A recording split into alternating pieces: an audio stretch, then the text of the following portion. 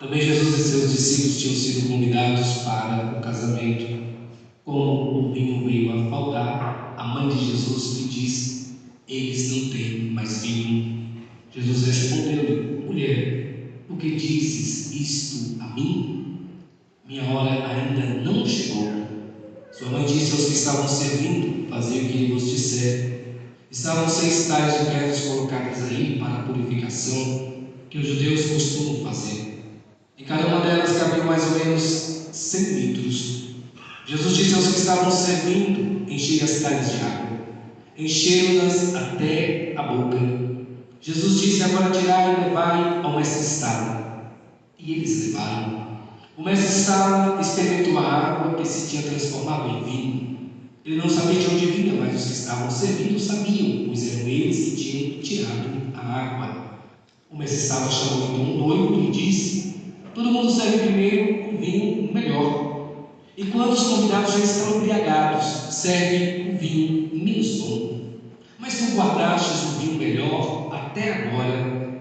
Este foi o início dos sinais de Jesus. Ele realizou em Caná da Galileia e manifestou a sua glória, e seus discípulos creram nele. Palavra da salvação. Glória a vós, Senhor. Palavra do Santo Evangelho, perdoe os nossos pecados e aumente a nossa fé. Amém. Nós entramos para esses irmãos, cantai ao Senhor Deus o canto novo, manifestai os seus prodígios entre os povos.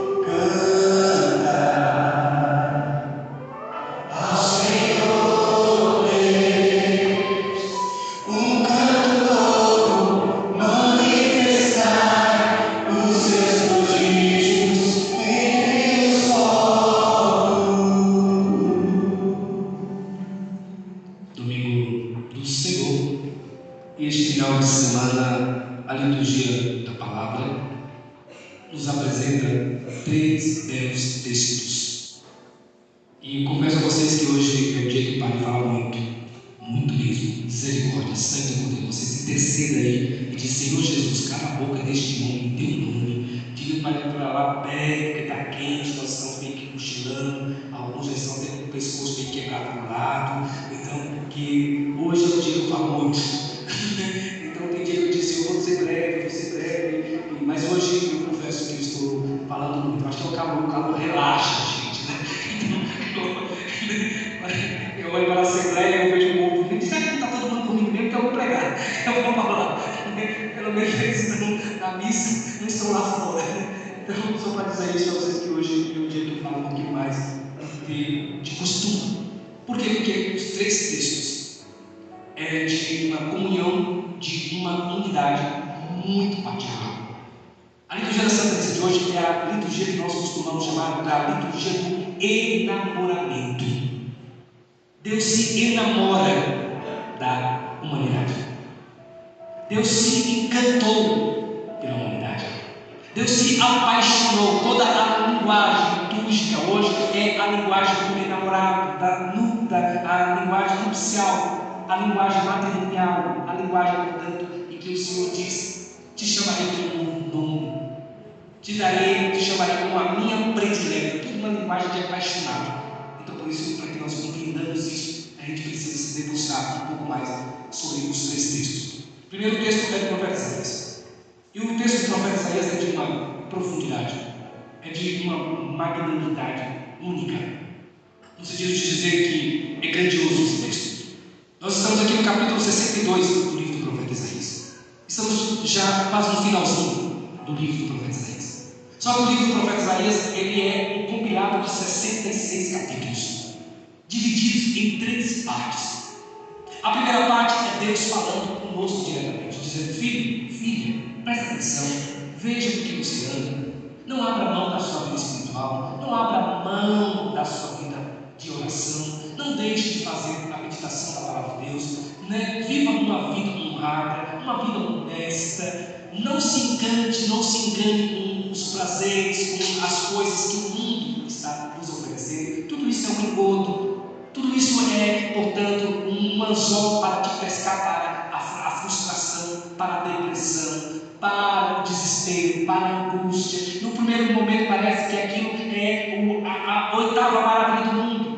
É a coisa mais linda, é a coisa mais espetacular que você irá experimentar, mas no final das contas aquilo vai se revelar a coisa mais amarga na sua vida, na sua casa, na sua história. Então a primeira parte do livro do profeta Isaías é Deus nos exortando, é Deus chamando a nossa atenção, é Deus cuidando de nós para que a gente não vacile, para que a gente não abaixe a guarda, para que o inimigo não consiga nos conquistar, não consiga investir contra nós. Esta é a primeira fase do profeta Isaías. Por isso que essa primeira fase é chamada também de um livro da esperança. Deus tem esperança no ser humano. Deus tem esperança nas suas escolhas. Deus espera que você escolha o melhor. Deus espera que você saiba fazer o melhor. Deus espera que você saiba cuidar de você mesmo, cuidar de sua casa, cuidar dos seus amigos, cuidar das pessoas que você ama. Deus sabe que você, Deus aposta que você não vai andar na estrada errada. Essa é a primeira fase e a primeira parte do livro do profeta Isaías. A segunda parte do livro do profeta Isaías é justamente o povo que não escutou Deus. O povo que disse assim: deixa Deus para lá. Vamos aproveitar a vida. Vamos curtir a vida. E aí, portanto, por não ter escutado Deus, por querer experimentar aquilo que o mundo estava lhes oferecendo, esse povo, portanto, cai. E cai vertiginosamente. Pecam. Esse povo, portanto, acaba enfiando os pés pelas mãos de tal forma que eles vão se degradando. Eles vão, portanto, se tornando um povo tão rebelde, um povo tão arredio, um povo tão estranho, um povo que não mais obedece a Deus. E o que acontece como resultado disso? Aquele povo perde a amizade de Deus, perde a graça de Deus, perde o amor de Deus, perde a companhia da graça dele. O inimigo se agiganta e o inimigo avança contra Israel. E o inimigo, portanto, subjuga Israel. E o inimigo mostra a sua força, mostra o seu poder, mostra como é cruel, como é perverso, como dobra aqueles que desprezam Deus, aqueles que não temem a Deus, aqueles que não buscam a Deus, aqueles que não amam a Deus. Então, na segunda parte do livro, portanto, nós temos a queda de Israel, nós temos o fracasso de Israel, nós temos a invasão de Israel, nós temos aqui, portanto, um povo que é conduzido para o exílio na Babilônia. E lá na Babilônia o povo vai sofrer todo tipo de maldade, todo tipo de perversidade. Lá no exílio da Babilônia eles vão experimentar a coisa mais dolorosa de suas vidas. E lá no exílio da Babilônia, infelizmente, na dor é que eles vão entender que Deus estava cuidando deles, Deus havia exortado eles, e Deus havia dado a eles todas as oportunidades para ser um povo feliz, para ser um povo livre, para ser um povo bem-sucedido, para ser um povo abençoado. Mas eles haviam jogado fora essa oportunidade, e agora estavam pagando um preço muito alto.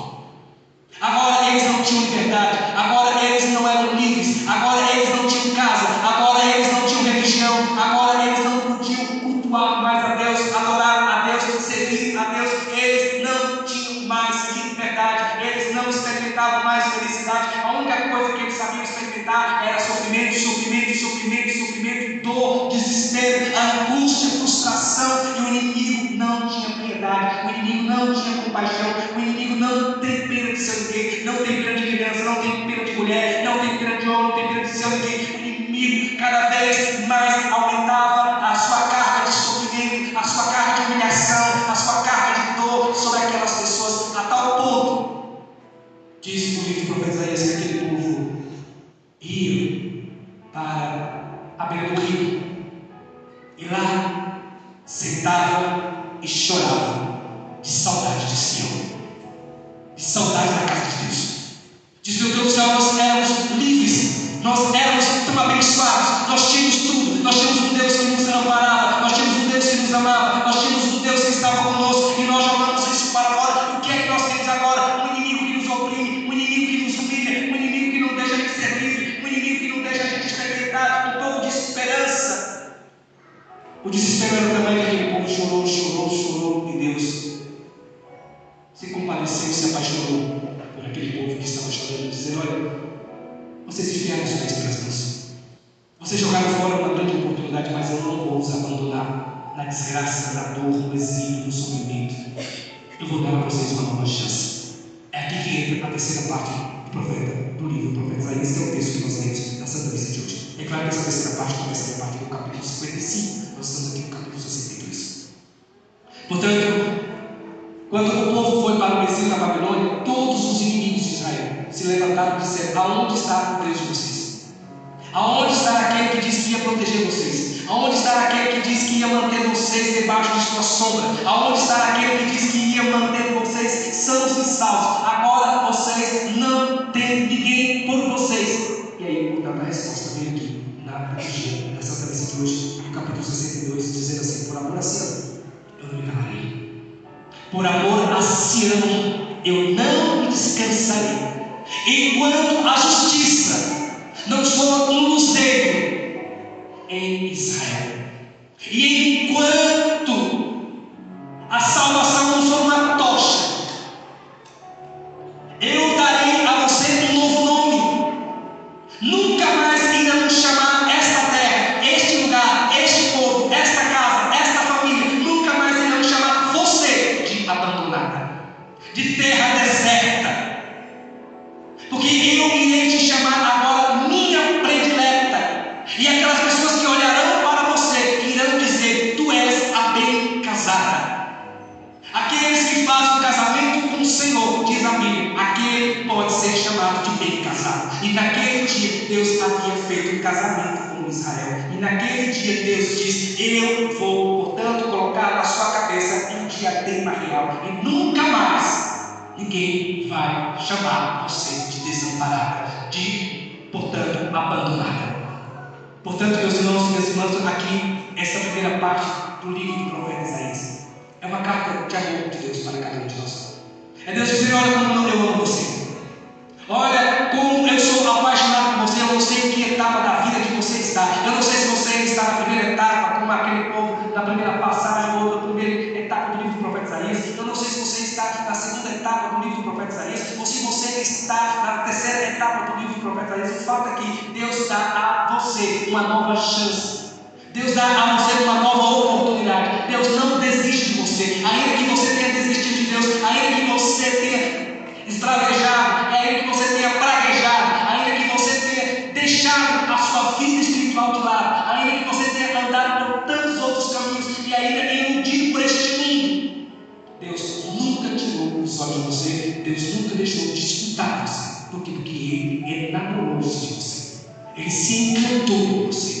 E aí não importa por onde você anda, com quem você anda, Ele sempre terá os olhos voltados para você, para a sua vida, para a sua casa, para a sua família. Por isso que a segunda leitura da Santa Missa de hoje, nós estamos lendo o capítulo 12 da primeira carta de Paulo à comunidade de Corinto.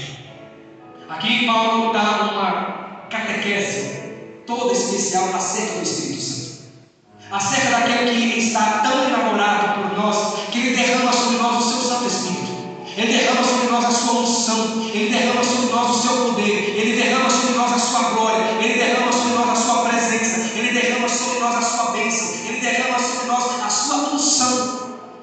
Portanto, o que o apóstolo está nos dizendo na segunda leitura da Santa Missa de hoje, traduzindo em Minas, diz: Deus é tão apaixonado por você que Deus não se economiza, Deus não dá coisas para você, Deus não dá objetos para você, Deus dá a si mesmo a você. Ele dá o seu Santo Espírito, Ele derrama sobre você toda a unção. E por isso que o apóstolo Paulo começa o texto da Santa Missa de hoje dizendo: há diversidade de dons, mas um mesmo Espírito. Há diversidade de ministério, mas o mesmo Senhor. Há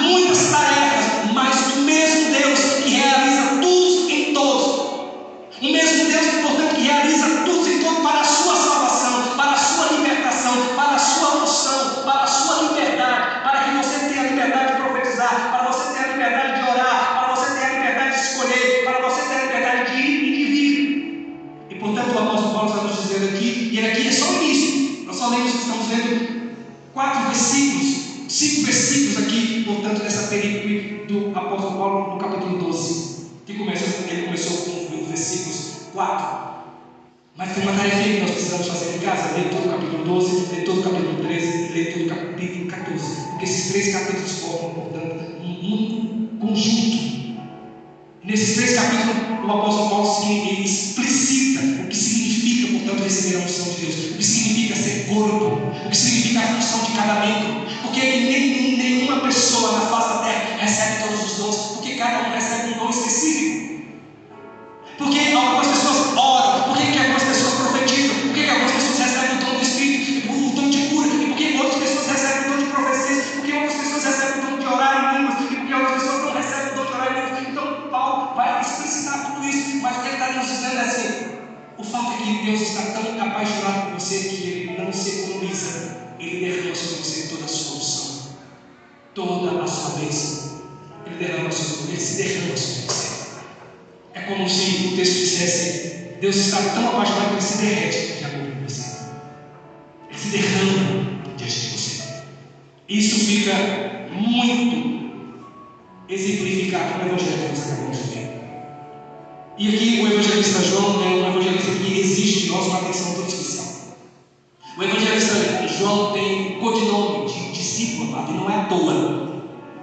João é a figura do discípulo que permitiu-se se apaixonar por Deus. Deus se apaixonou por João, e João é aquele que ama de volta. O grande problema da humanidade é exatamente esse: a humanidade recebe tanto amor de Deus, que ao invés de amar de volta, odeia. Ao invés de devolver o amor de volta, não ama de volta. Negligencia isso, vai negando essas coisas, vão para outras coisas. E aqui, portanto, o discípulo amado é aquele que sabe receber o amor e devolver este amor amando de volta. Por isso que ele é chamado de discípulo amado.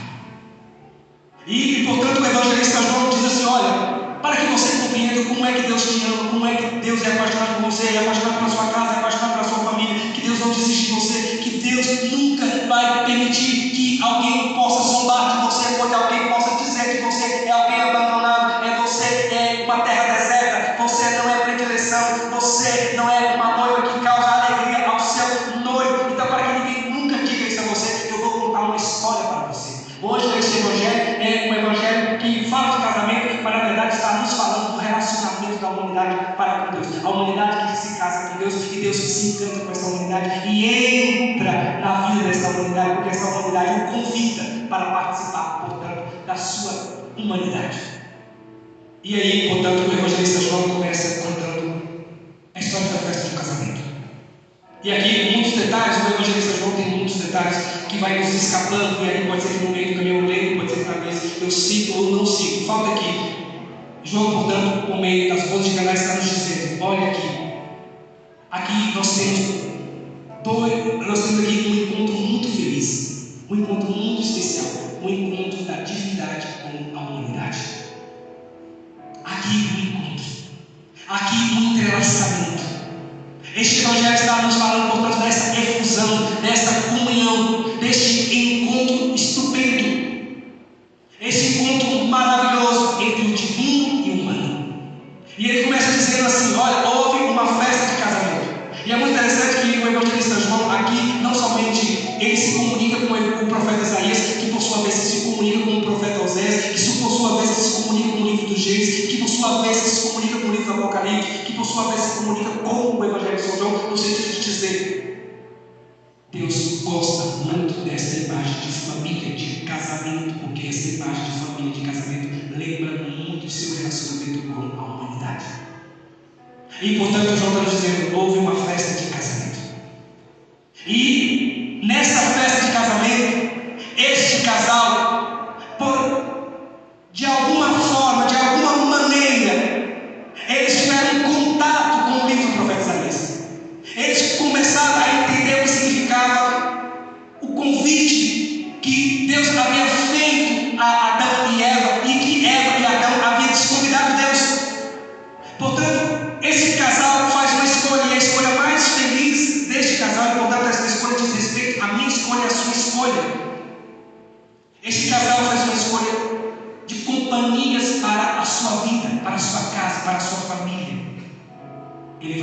festa de casamento e ele faz questão de convidar a mãe de Jesus. A mãe de Jesus. É muito interessante que o evangelista João faz questão de dizer, é a mãe de Jesus. Poderia ser qualquer outra mãe, mas ele faz questão de dizer, é a mãe de Jesus.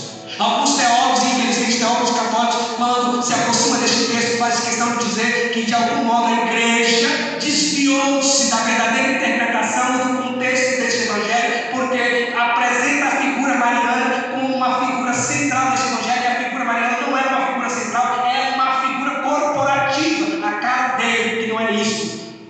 O que João está dizendo é, a mãe de Jesus foi convidada, não foi qualquer mãe.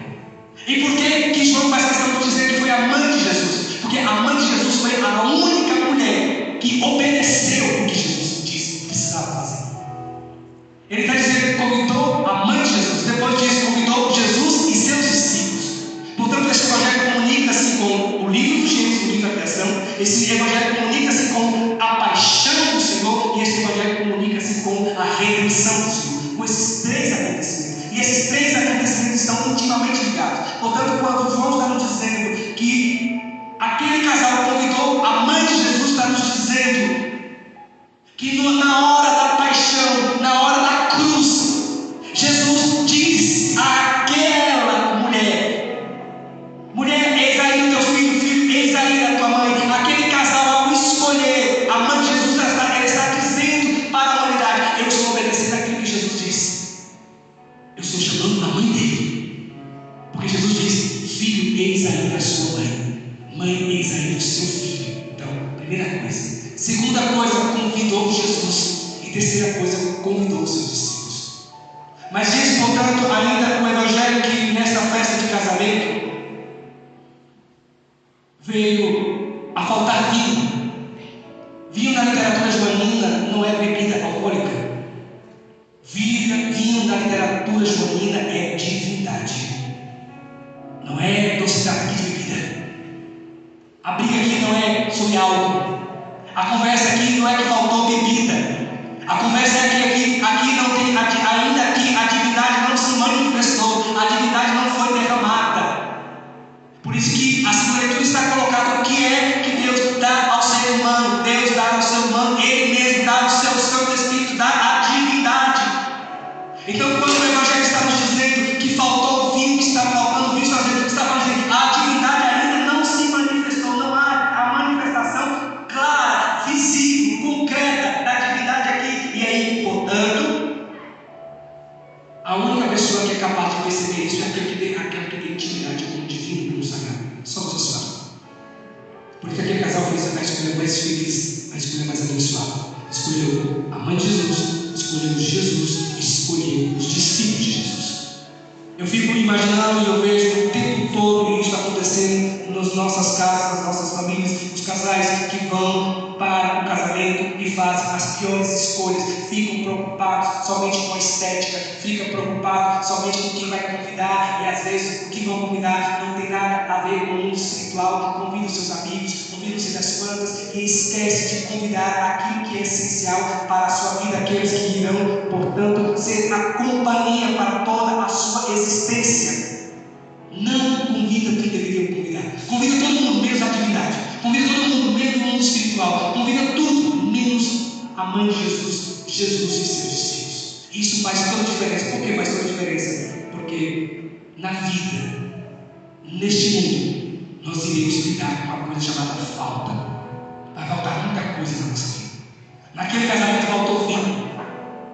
Na nossa casa pode faltar comida, na nossa casa pode faltar diálogo, na nossa casa pode faltar perdão, na nossa casa pode faltar comunhão, na nossa casa pode faltar reciprocidade, na nossa casa pode faltar tantas coisas. Neste mundo, muitas coisas nos faltam.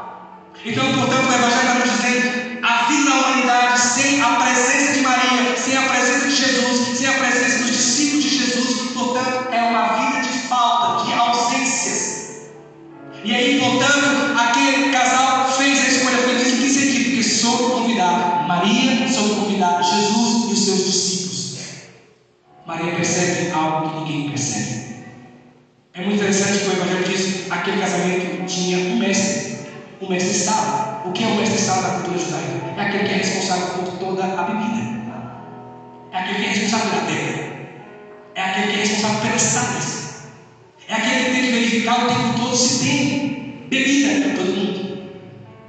Só que aquele que foi contratado, responsável por verificar exatamente se tinha ou se não tinha bebida, não havia percebido que não tinha bebida.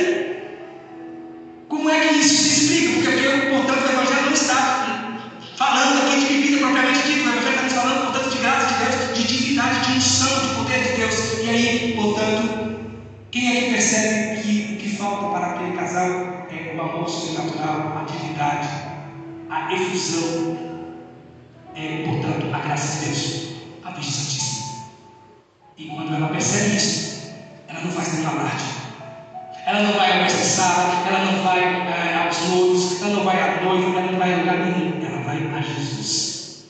Maria é de uma delicadeza, João aqui coloca Nossa Senhora com uma delicadeza própria de quem sabe amar a mãe, próprio de quem sabe respeitar a mãe, próprio de quem sabe o valor de mãe, próprio de quem sabe como tratar a mãe. João é aquele que sabe tratar Maria, João é aquele que sabe tratar a mãe de Jesus, João é aquele que tem uma delicadeza com Nossa Senhora, uma gentileza com Nossa Senhora, própria de quem é filho. Portanto, ele diz, ela foi até Jesus, ela não fez nenhuma alarde, ela não disse para nenhuma outra pessoa que eles não tinham, ele foi até Jesus e disse, eles. E o texto diz, portanto, que Jesus disse, mulher, o que eu tenho a ver com isso? Algumas pessoas tentam dizer que aqui há uma resposta rude, Jesus não tem nada a ver, porque Jesus não chama Maria de mãe e não chama Maria de Maria, mas chama de mulher. E na literatura, quando Jesus está chamando de mulher, está, portanto, lembrando da divindade, portanto, da vida divina e da vida humana, a mãe dos viventes. Eva foi chamada de mãe, mulher, mãe dos viventes. E ali, portanto, quando Jesus diz o que há entre mim e ti, que essa é a tradução mais próxima do original, o texto nosso traduz o que eu tenho a ver com isso. O texto original consegue ficar mais próximo, dizer o que há entre mim e ti. E Nossa Senhora, é como se Nossa Senhora dissesse para Jesus tudo, porque sem a tua presença, se você se importar, essa família nunca será feliz, esse casamento nunca será abençoado, esse casamento nunca irá prosperar. Portanto, Maria chama o servente e diz para o servente fazer tudo o que ele nos disser.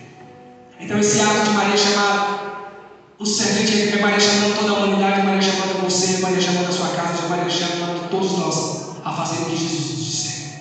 O homem só é feliz quando faz aquilo que Deus lhe pede. O homem só é feliz, o homem só prospera, o casamento só prospera se fizer aquilo que Jesus pede. Por isso que nós precisamos convidar Maria, convidar Jesus e os discípulos de Jesus, porque todos eles só irão nos fazer o pedido, fazer o que Jesus nos disser.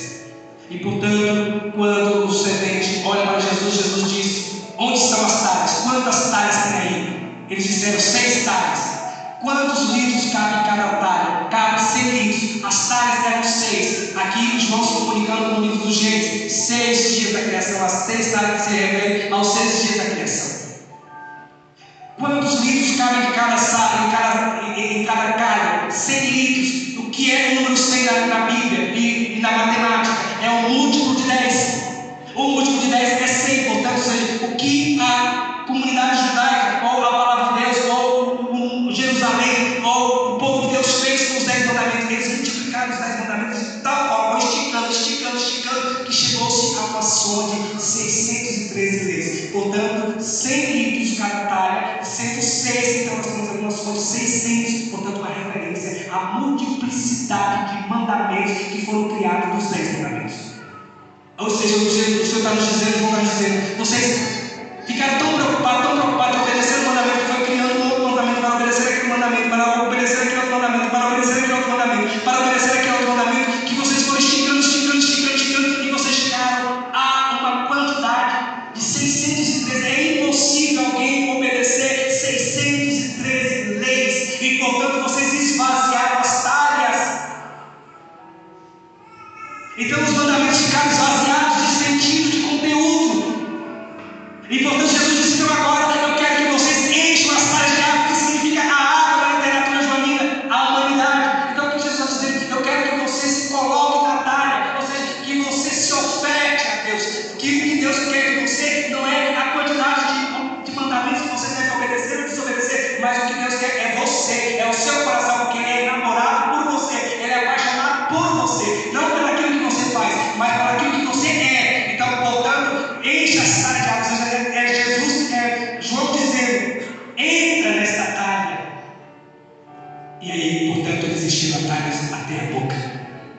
E Jesus disse: agora vai lá, apresente ao mestre Sala. Ao apresentar ao mestre Sala, diz o mestre Sala: olha, é o melhor vinho que eu experimentei. Olha que eu trabalho em muitas festas. Eu sei como é que a humanidade funciona, eu sei como é que o homem funciona. O homem é traiçoeiro. O homem é um bicho estranho. Não é um bicho muito confiável. Os homens são as festas do mundo, sabe como é que eles fazem? No primeiro momento, na primeira rodada da festa, eles servem o que é de melhor. Aí os camaradas ficam embriagados. E aí, quando estão embriagados, eles já sabem que não sabem o que estão fazendo nas suas vidas. Então, o que o homem faz? Ele mantém a boa bebida até o fim? Não, ele escolhe uma bebida inferior. E ele vai servir a bebida inferior. É como você convidar as pessoas para o churrasco. Você, portanto, prepara lá a sua bebida e chama os convidados. E os convidados chegam e cada um vai trazendo aquela bebida. Um traz lá uma verdinha, a outra traz lá a redondinha, a outra traz lá a devassa, a outra traz lá, sei lá, não dá roupa, vai não sei das coisas. E aí, quando chega na hora de beber, o camarada quer beber a verdinha e não quer beber a que ele trouxe.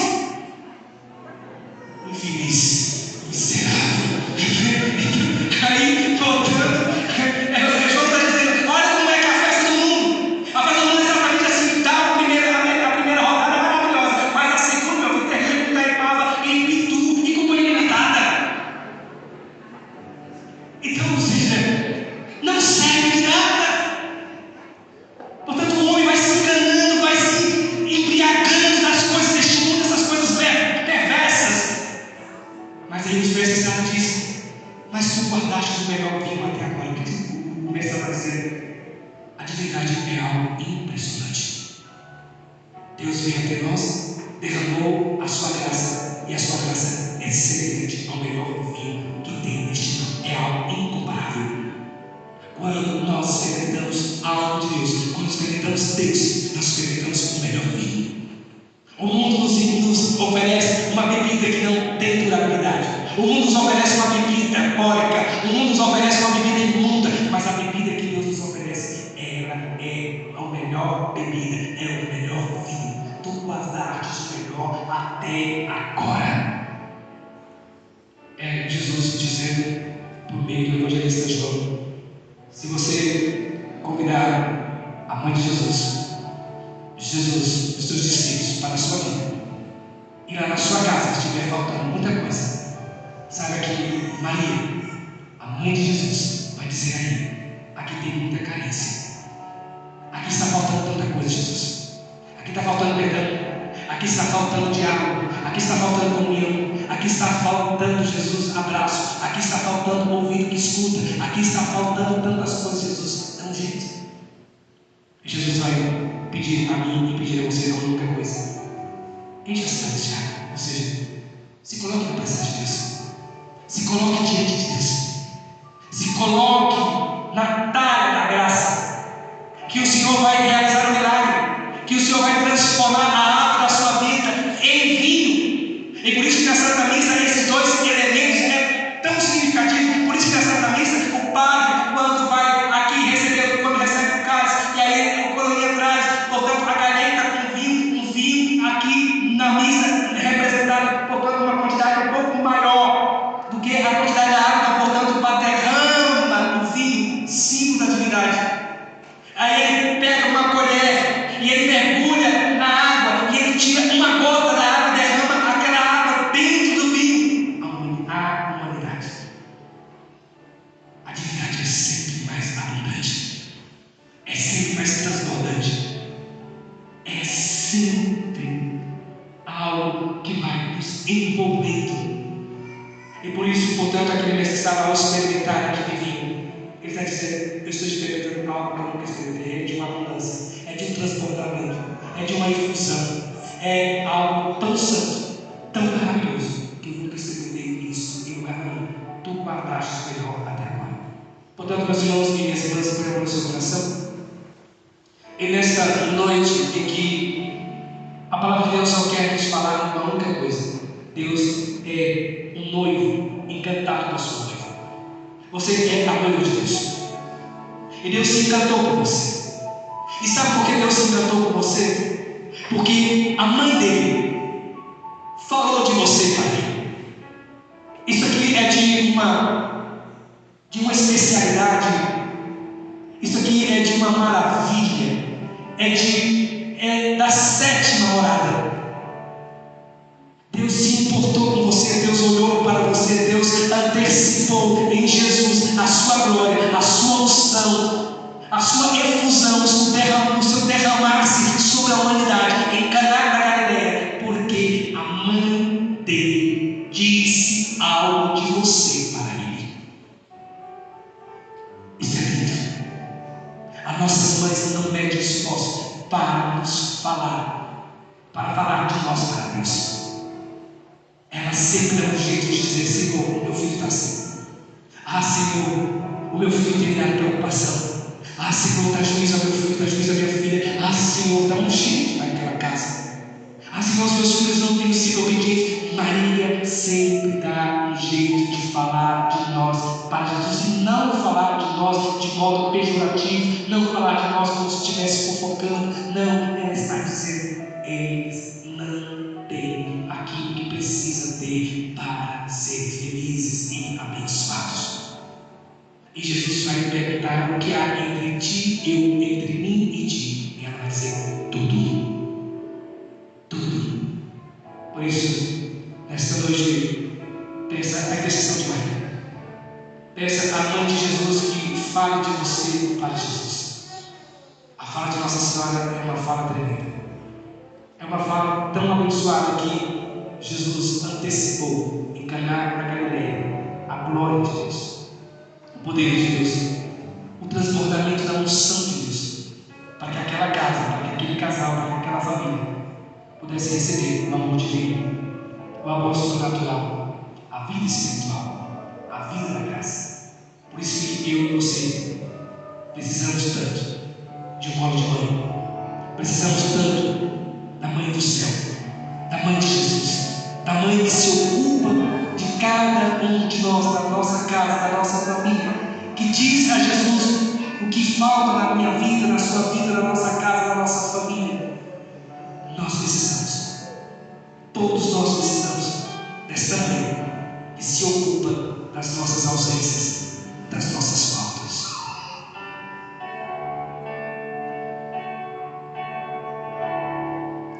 Eu preciso tanto do teu colo de mãe. Eu preciso tanto do teu colo de mãe,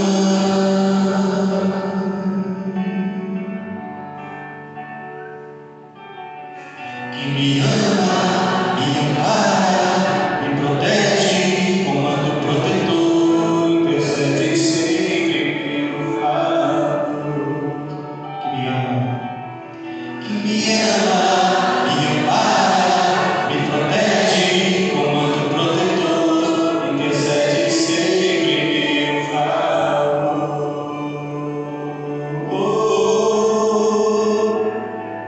Me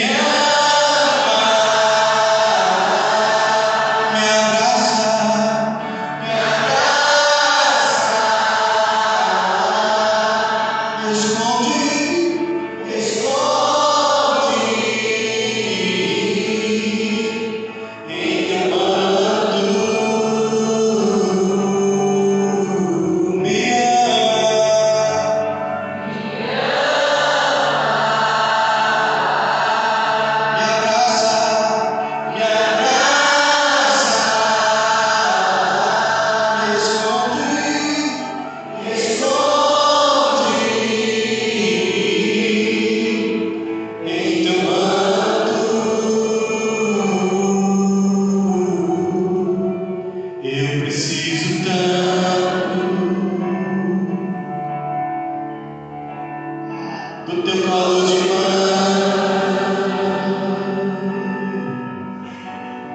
Eu preciso tanto do teu colo de mãe, que me ama, me ampara, que me ama. Me protege, comando protetor, intercede